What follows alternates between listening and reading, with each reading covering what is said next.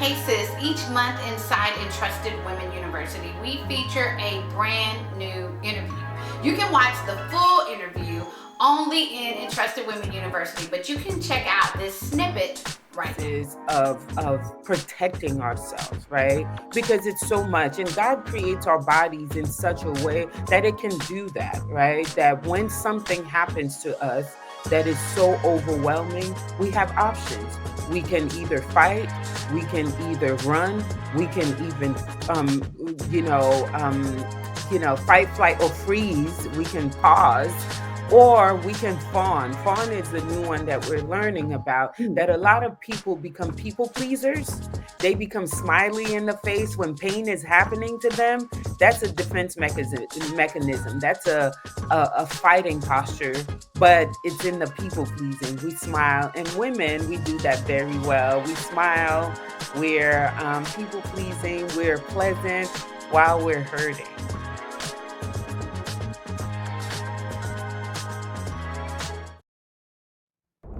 Hey, Entrusted Women, what's up? It's me. I'm doing this in the summertime, y'all. It's been a whole summer, but we're not even going to Mhm. talk about that. I'm so excited to have Dieula. I should have asked you if I'm saying your name right. It's Prevalon. Jurla. Jurla. Child. Phonetically, Jurla. Okay, say it one more time. Jurla. Phonetically, Jurla. Jur Jurla. Yes. Fascinating. Okay, you are Haitian born. Yes. Okay, and would that so Jurla would be French? It's more Haitian Creole, French-ish, because the Dieu means God in French. So my full name is means God is here, or God is present. And we need him. Okay, Yes, yes. welcome, honey, because I need him to be here. That's right. Um, so Jula Magali Previlon. Yeah, All right, I'm gonna have to rely on my phonics, y'all. Had to go there back to we my go. roots. She is the founder and executive director of Elevate Her International Ministries with a vision to empower women to heal from trauma and thrive. Yes, she's a counselor in private practice and an ordained minister. Her professional career in counseling, coaching, pastoring, and international ministry spans over 20 years. That's a long time. I Yeah. need therapy just reading the bio. Yes. That's a lot. That's a lot to do that. A lot to do for 20 years. Drula was born in Haiti, the fourth daughter in a family of eight. Her career and ministry today are because her parents sacrificed immensely. Wow, for the sake of her family, entering an immigration process to the United States that spanned many hardships over several years. The mother of three adult sons, Yeah. Drula lives in New Jersey with her husband, Fresnel.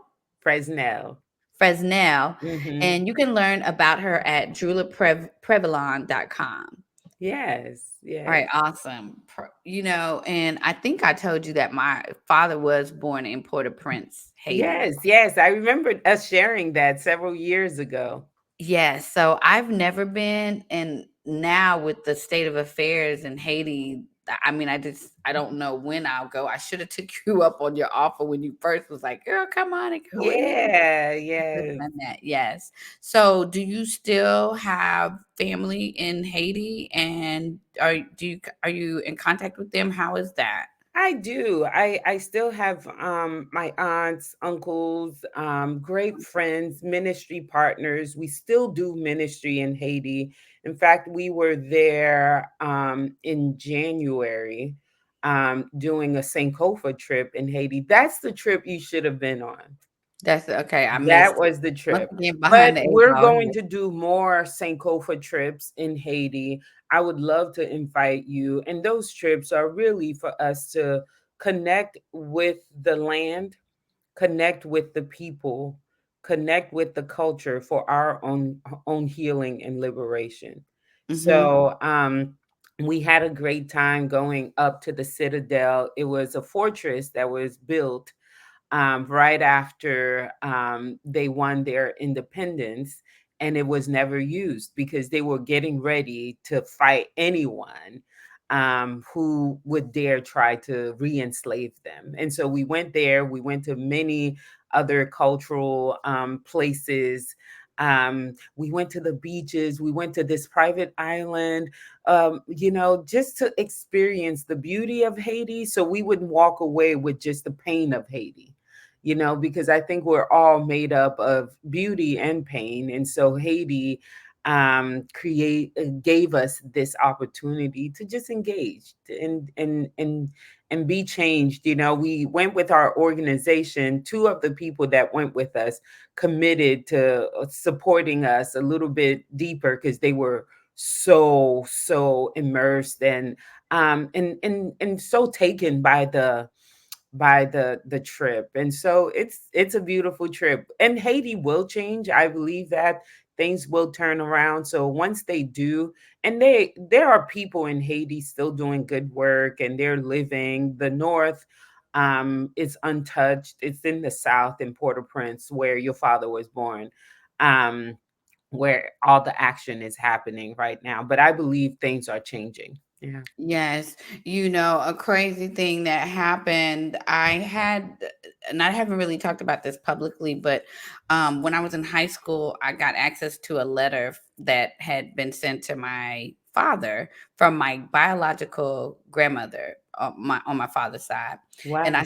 I had it translated by the French teacher at our school, and then I What? wrote her back and started corresponding with her, and she sent me a picture of my cousin and my two cousins. And so I took that recently, maybe not recent, maybe it was a year ago, or maybe I don't know how many months ago it was, but looked for him on Facebook and found him.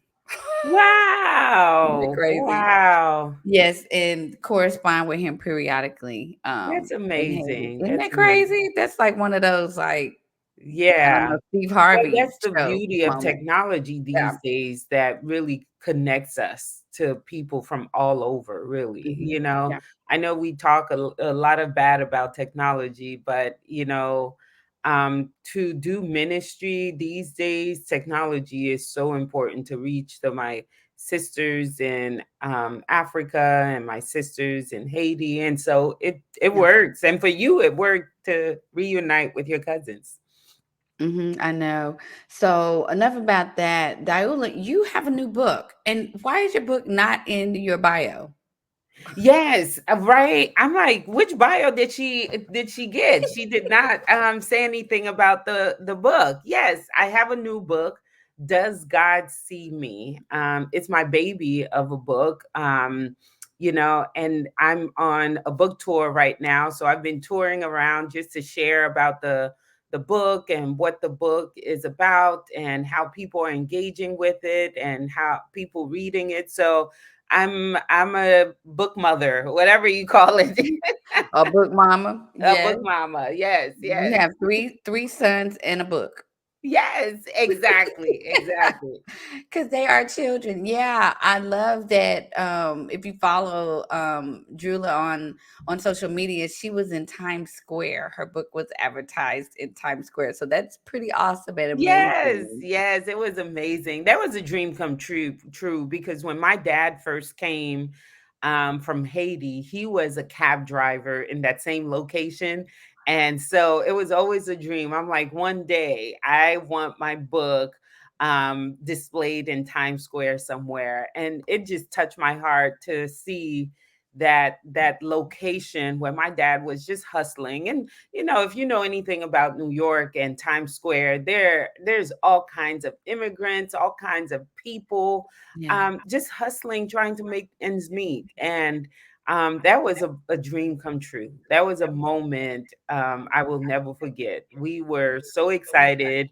My family was with me, and we danced, we hollered, we cheered, we met random people on the streets. We're like, "This is my book," Just it was beautiful. It was really beautiful, and I love that they can see the title of my book. Does God see me? It's a question, but it's also an answer at the same time of asking the question. So Uh, So beautiful, and such a full circle moment. Is your dad still alive? No, my dad passed 12 years ago. Yeah. Okay, Yeah. because I mean, I know he would be overjoyed, but prayerfully, he's up in heaven rejoicing, right? Yes, yes. My dad was proud. He was a proud father. He had five of us sisters, one brother. And my dad, he was the type of man that wanted success for all of us. So he would bring these little reading machines. I want you to read English and read it well. I want you to go to school and all of that. And I did all the things my dad wanted me to do as far as academically, and he was always proud. He's heard me preach. He's heard me, I went back to Haiti. When I went back to Haiti after living here for 22 years, he was proud and went to Haiti with me. I went for ministry and he still showed up. I'm like, Dad, you're not a part of this team. What are you doing? And he went and he was just proud. So I know he was proud of that moment. I love that. So, your book, and I do like that your book is a question and an answer at one glance. Your book is about trauma. Yeah. Can you just unpack trauma? Because I know we say it a lot. We're inundated with mental health right now and, just really talking about it. And it's probably true that we use this word and don't really know what the word means. So I would love for you to just kind of unpack what is trauma? Yeah. I'm glad that we are inundated with so much mental health resources. I'm just hoping everyone use them and everyone dig a little deeper because it's about time. It really is about time. We are a people that's been traumatized without help. We have not received the due resources that's needed for the kinds of trauma that we have experienced. As a Black Yeah. woman, I know for sure we have not been given enough attention to our wounds, our pain, our suffering. So trauma is just that. Trauma, I believe the human spirit was not created to take on so much trauma, so much pain, so much suffering. Trauma is that event that is so overwhelming that that sends us into spaces of protecting ourselves, right? Because it's so much, and God creates our bodies in such a way that it can do that, right? That when something happens to us that is so overwhelming, we have options. We can either fight, we can either run, we can even you know um fight, flight, or freeze. We can pause, or we can fawn. Fawn is the new one that we're learning about, Mm. that a lot of people become people pleasers. They become smiley in the face when pain is happening to them. That's a defense mechanism. That's a fighting posture, but it's in the people pleasing. We smile, and women, we do that very well. We smile, we're people pleasing, we're pleasant while we're hurting. Yeah. And so that's what happens when there's Excuse trauma. me while we're doing the interview. Let me pull up my couch so Yes. I can lay on it. Yes. We know that Oh, one very child. well. We know it's a protective mechanism. Yeah. Okay, I'm in the middle of an interview. This happened to me all the All time. the time. All the time I'm in the middle of the interview, and I'm like, "This is therapy." Um, okay. So, did you have experiences with trauma? Or, that's a dumb question, but I gotta put it out there.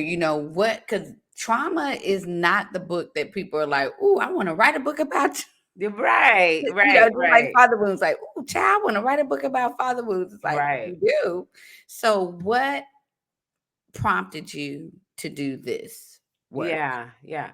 I think, the line from The Color Purple, all my life, I had to all fight. my life. And I think a number of us, Black women, can use the term all my life because we can identify spaces and moments in our lives that's been Mm, painful, like seasons that's been painful. And so for me, it was easy to write about all the experiences of my life that's been painful. The hard part was figuring out which ones to to write about, right? That's not even funny, but I mean, it's I true. know. And that's the thing, and that's why I wrote the book, because I wanted to elevate um our questions of lament, our questions of what we do in the midst of pain, because the title of the book is also a lament, you know, a lament, like, God, do you see me, right? And it's a question I borrowed from Hagar, because I believe Hagar was asking that question, to have proclaimed in Genesis 16:13, you are a God that sees me. Because at some point she was asking, she was sitting with that lament. She was crying out to God for help, and she was sitting with that lament. Does God see me?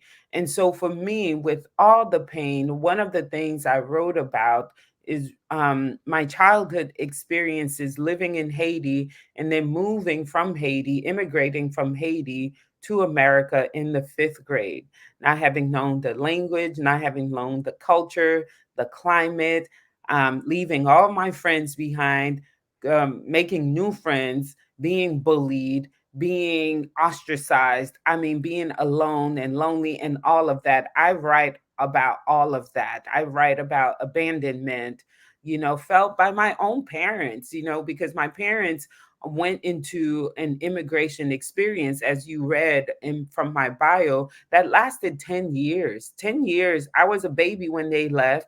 And I was an adolescent, almost a teenager when they came back. And I'm like, who are these people? I don't know them. So there's that feeling of, although I understand the sacrifice they made, there's still that pain of abandonment, the feeling. So I write about that. I write about racial trauma, being a Black Let me woman. ask you, hold on. This is so good, Drula, but, and I'm sorry if I'm mispronouncing your name, but I want to go back because I don't know that we understand the immigration process. I think, especially with all that's going on in our world today, you hear talk about visas, you hear talk about, well, why can't people just get their citizenship? Or, what's the big deal? And I was wondering if you could, this is not about immigration per se, but just kind of unpack some of the obstacles and hurdles that are involved when it comes to immigrants getting their citizenship in the United States. Yeah, it's not so easy. And it's not so easy for people who are in deep need, and it's not so easy for people coming from my country. If you're coming into this country, perhaps as a student from Russia or from England, it might be easy for you to get a visa to come. But if you're coming because you're in need, like several people from our country, or hundreds and thousands of people from our country coming, it's not easy. The immigration process, for my parents um, in the 70s, the parents couldn't come, and then you fill out papers, and then the kids can come with them, and they can go back and forth. The expectation, my parents did not have money of that sort. So when they came, they knew they were going to stay for a while, and they had to hustle and work, factory jobs and whatnot, and keep sending money back to their kids until they found a loophole to bring their kids with them. So they surrendered to the process, the immigration process at that time, um, of staying and working, and trying to find a loophole, trying to find lawyers, trying to find attorneys, because at first they came on a visa from St. Martin, because they traveled around um, different islands to try to find life. Because that's what my mom always says. We were trying to find life for us and for our children. And so they went to St. Martin, worked there, And from St. Martin, they got a visa to come to the US, and they overstayed their visa because they knew that in America, the children would find work, the schools, quality schools and work and so on and so forth. So I don't know if they anticipated staying as long as they did because they couldn't go back. Now they're here, they couldn't go back because once you go back, there's no returning, right? And so they knew that their best bet was to stay, work, and send money back as they're trying to figure out how to legally bring us in. And their break came in the birth of my sibling, my older sister, my younger sister. Um, I don't know what the law was at that time in the 70s or 80s, because we came in 87, in late 80s, but supposedly there was a new law that passed where if there was a child born of two people in America, then there was an opportunity for you to file for papers for all the family to be reunited together. So they got their papers, and the children that were born here were already citizen, and so we were able to come with them. But it's not as easy as applying, especially now. It's not as easy as applying, and people are in need. If you know, we've already talked a little bit about the state of Haiti. I mean, joblessness, the jobless um, rate is high. People can't find work. People who do go to school, they can't find work after they finish their, college degrees even. Everyone's an entrepreneur because everybody's trying to sell something so they can make something so they can take care of their family. It's hard to flourish in Haiti. It's hard to flourish, especially those that don't have any. For those that have a little bit more money, they can thrive in Haiti. They're in Haiti. But those that are knocking are those that are in desperate need. So it's not that easy. I hope you enjoyed that interview snippet, and I want you to be sure and check out Entrusted Women University by visiting membership.entrustedwomen.com to see the interviews in their entirety. And join us next week for more content to help you on your writing and speaking journey.